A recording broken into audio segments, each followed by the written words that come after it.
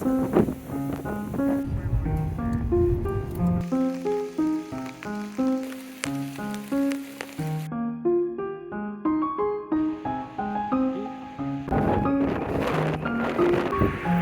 ルバーウィークに釧路へ8泊同等をレンタカーで回ると、悪天候と野生動物にあふれた土地でした。まさに試される大地。まずは釧路に来ました。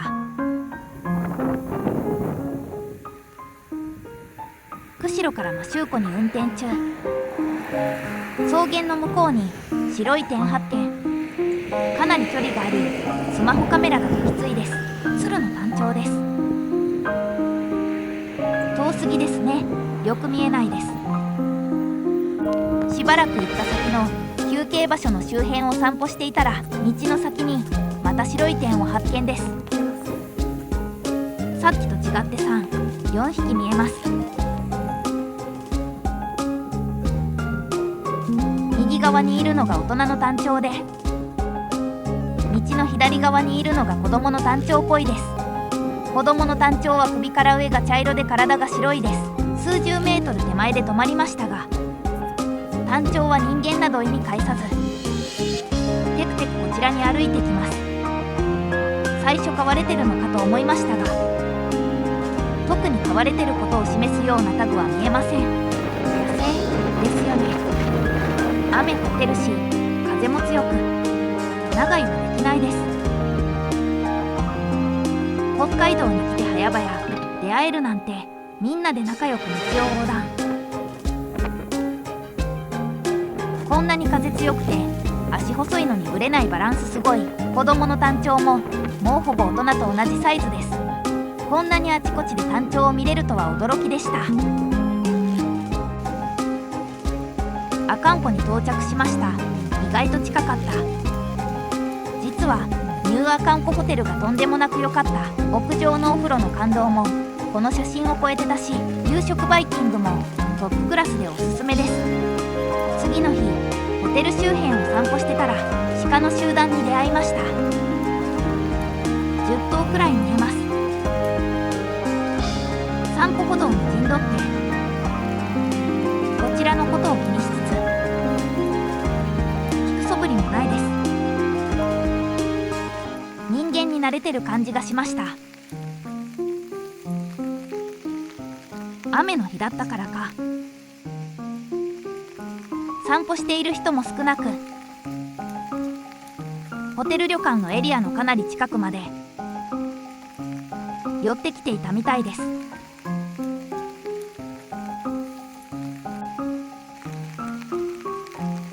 角が生えた物騒なのが近寄ってきました。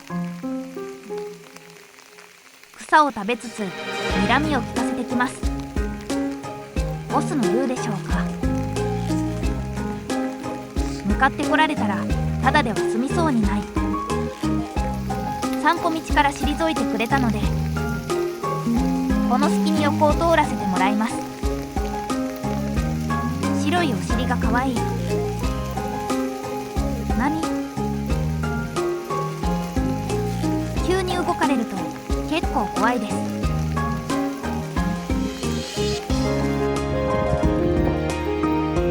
知床に着きました。雨ばかりでしたが、この日から晴れです。さあ、知床五湖の散策に向かうぞ。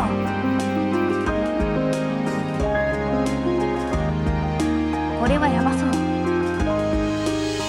同じ日付にあちこちから押し寄せてる。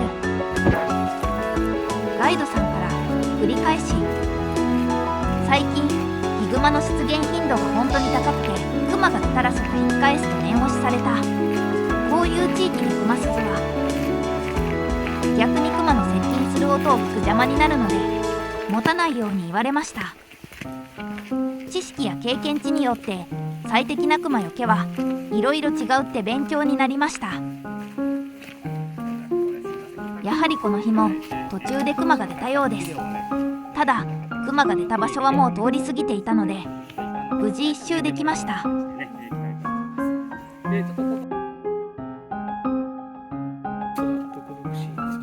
ヒグ馬の情報でドキドキでしたが、自然に圧倒されっぱなしでした。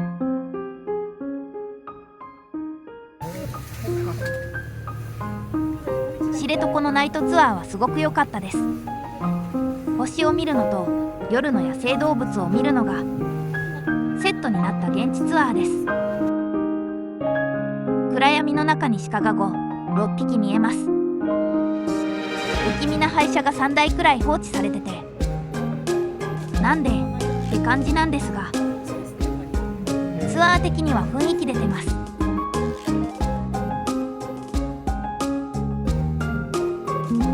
外はすごく寒いですが、車の中から暖かく見学。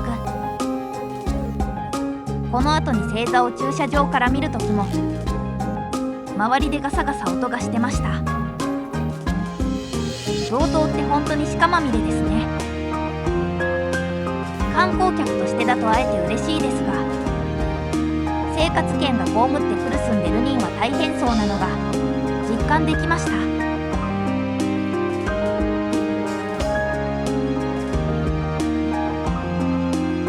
また知床です。本当に野生動物が豊富です。その辺りにある何気ない川を覗くと黒いものが大量にうごめいてました。鮭の大群です。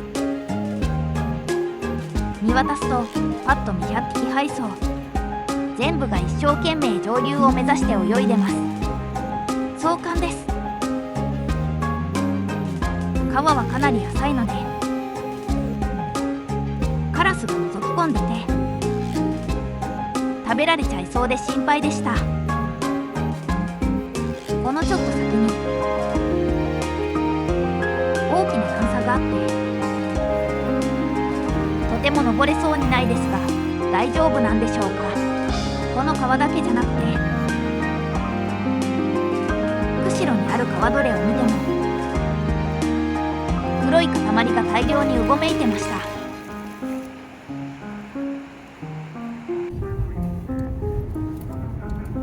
景色で一番期待していた美幌峠。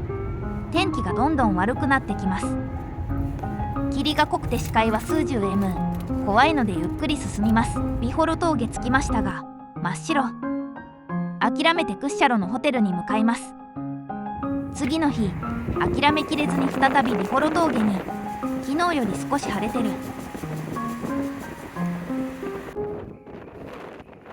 着くとなんと視界が明けてました。この後また雲がかかって真っ白になってしまったんですが、苦労したわけ感動は別格でした。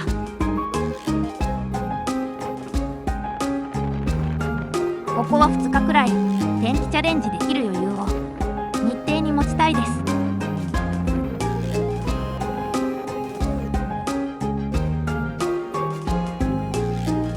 見渡す限り馬で視界が埋まる場所、帯広です。右の奥の方の点はすべて馬。しかもそれぞれの馬も大きい。バンバって言うんでしょうか。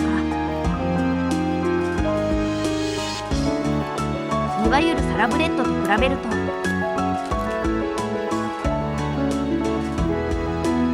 迫力が違う。